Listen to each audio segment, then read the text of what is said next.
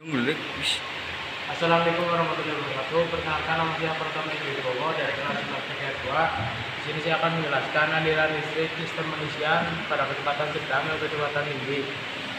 Yang aliran pertama yaitu dari N alternator, lalu ke N regulator, kemudian ke voltage relay, lalu ke terminal E regulator, lalu ke massa.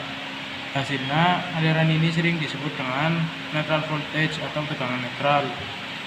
Aliran yang kedua yaitu output voltage dari terminal B alternator, lalu ke terminal B regulator, kemudian ke koil P2 dan P0, lalu ke voltage regulator, lalu ke terminal E regulator, lalu ke massa. Hasilnya, aliran ini sering disebut dengan output voltage. Lalu aliran yang ketiga yaitu tidak ada arus ke field current dari terminal B alternator, lalu ke ignition switch, lalu ke fuse, lalu ke IG regulator, lalu ke resistor, kemudian ke terminal F regulator, lalu ke terminal F alternator, lalu ke brush, lalu ke slip ring, kemudian ke rotor coil, lalu ke slip ring, lalu ke brush, lalu ke terminal E alternator, lalu ke massa.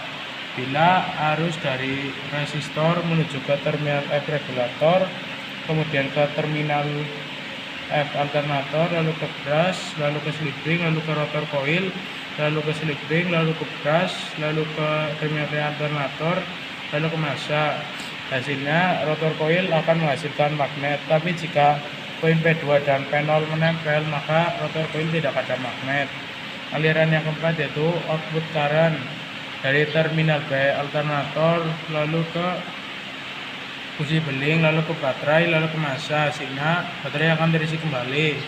Kemudian dari terminal B alternator menuju ke fuse, ke saklar, lalu ke beban atau load, kemudian ke massa. Sehingga semua komponen di mobil akan menyala.